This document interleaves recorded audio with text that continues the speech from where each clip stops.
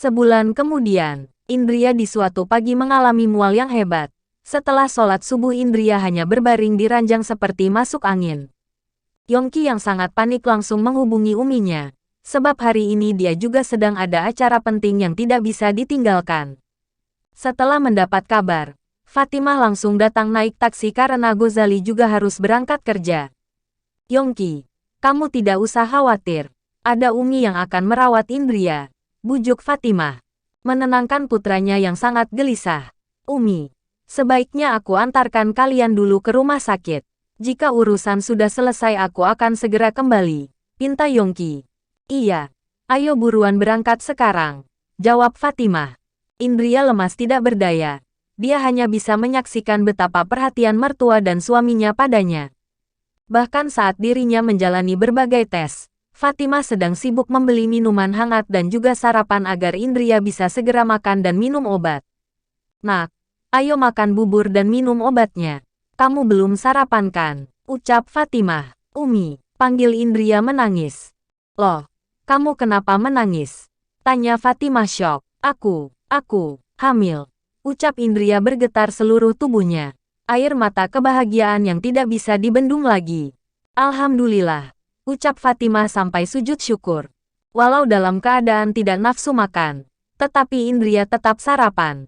Umi tahu kamu tidak selera makan, tetapi sedikit-sedikit perut harus diisi dan segera minum obat dan vitamin dari dokter, bujuk Fatimah. Iya Umi, jawab Indria.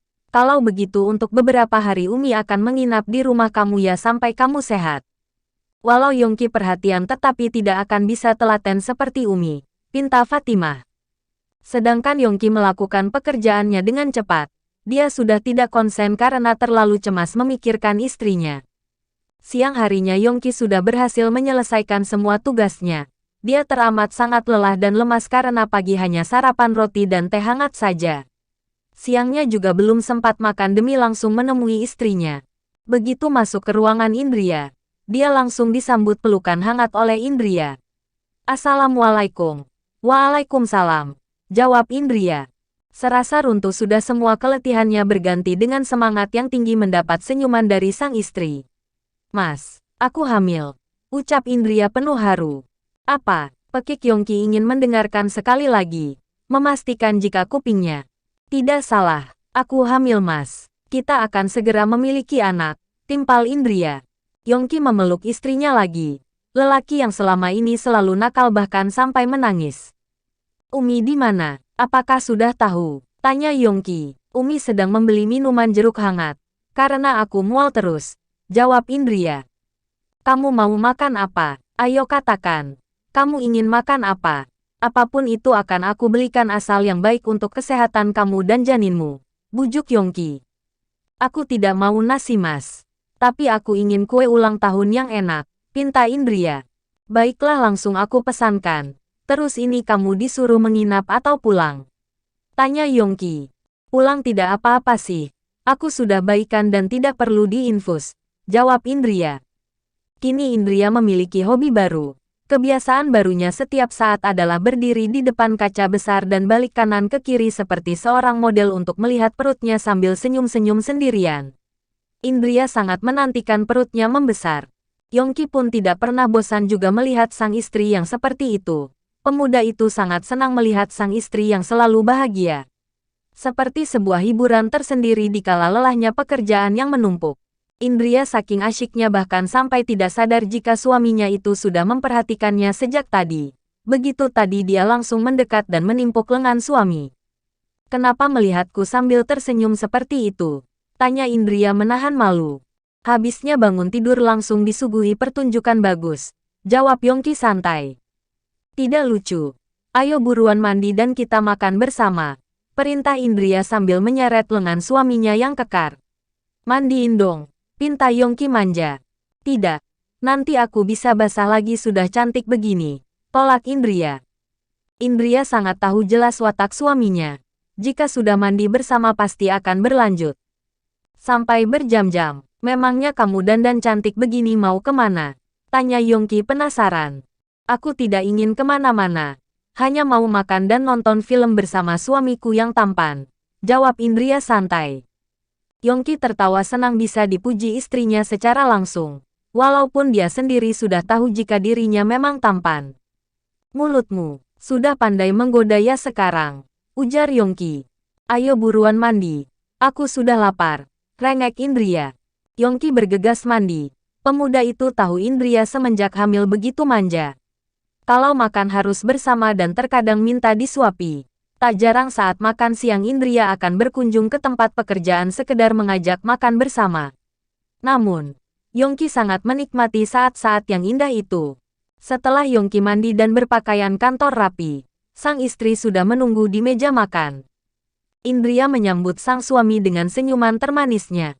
Cepat sekali, decak Indria. Aku tidak tahan membiarkan anak dan istriku menunggu kelamaan, jawab Yongki santai. Kalau begitu bagaimana kalau makan sepiring berdua? Ajak Indria memberi kode. Tanpa banyak tanya lagi Yongki mengambil nasi dan lauk dalam porsi yang banyak.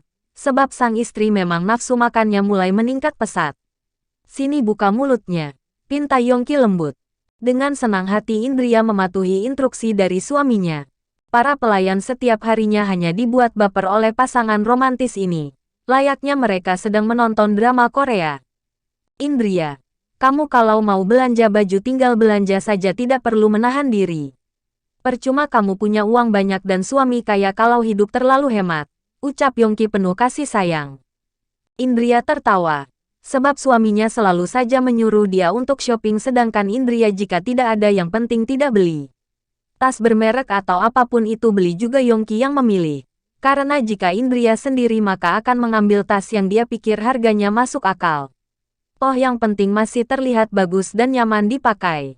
Berbeda dengan Yongki yang selalu stylishnya kelas atas. Tiba-tiba saja ponsel Yongki berbunyi. Dia pun segera mengangkat terlebih dulu. Bro, kamu lagi apa? Makan. Ada apa? Setelah ini main futsal yuk. Sudah lama sekali kita tidak bersenang-senang. Bisa botak aku kalau terus memikirkan pekerjaan. Yongki melirik ke Indria. Dan istrinya hanya tersenyum sama. Mas, kalau mau pergi tidak apa-apa. Lagian benar kata Miftah kalian juga butuh hiburan. Sela Indria. Kamu ikut ya, jadi supporter aku. Ajak Yongki. Tidak. Aku mau di rumah saja membaca surat Maryam dan surat Yusuf. Tolak Indria secara lembut. Heh, pergi tidak. Malah pamer kemesraan pada orang jomblo sih. Oke deh. Setelah ini kita meluncur ke tempat biasa ya. Yongki senang sekali. Sudah begitu lama tidak memegang bola. Dulu futsal adalah hobinya semasa sekolah. Dia dan Yongki bergabung dengan teman-teman dulu. Dari mereka sudah pada menikah semua kecuali Miftah. Membuat sahabat Yongki itu dibully. Sepulang main, mereka mampir membeli minuman. Ah parah deh. Gara-gara belum nikah saja mereka sampai segitunya. Namanya jodoh kan sudah ada yang ngatur. Keluh Miftah. Sudah tidak usah diambil hati. Lagian belum pasti juga pernikahan mereka bahagia. Tuh si Oi. Dia malah menikah sudah 3 kali. Pernikahan bukan untuk main-main. Kalau belum siap lahir batin sebaiknya jangan dulu. Bujuk Yongki. Kalau untuk kesiapan lahir batin aku sih sudah. Kadang iri juga melihat kamu dan Indria. Hanya saja calonnya itu loh. Aku kalau hanya urusan perempuan banyak tetapi mereka bukan yang aku inginkan. Aku ingin perempuan yang berhijab dan soleha seperti Indria. Balas Miftah penuh harap. Aku doakan kamu segera dipertemukan dengan wanita idamanmu ya. Balas Yongki. Menyemangati Miftah, mereka kemudian hendak pulang. Tetapi tidak sengaja dari kejauhan melihat ada satu anak perempuan yang sedang dibully oleh 3 gadis sebaya. Dan mereka memakai seragam yang sama. Wah, kasihan tuh anak. Bantuin tidak? Tanya Yongki. Kau ini, jelas bantuin kalau ada yang susah begitu. Serga Miftah langsung berlari disusul oleh Yongki. Satu gadis yang dibully hanya diam saja. Bahkan ada yang menarik rambut dan juga menendang. Hai adek-adek, jangan sok jagoan di sini. Nanti masuk penjara nangis. Gertak Miftah. Sambil merekam video. Minggir, ini bukan urusan kalian. Jawab salah satu dari mereka. Tindakan kalian sudah termasuk tindakan kriminal. Jadi ya terpaksa kami laporkan ke polisi dan sudah ada buktinya. Ancam Miftah. Ketiga gadis berseragam SMA yang membuli itu langsung main kabur saja. Setelah Miftah dan Yongki mendekat, mereka kaget sebab yang terluka adalah Safira. Safira, pekik Miftah kaget, Yongki juga kaget. Entah kenapa takdir seperti sengaja mempertemukan sahabatnya dengan Safira. Bro, kamu urus sendiri ya.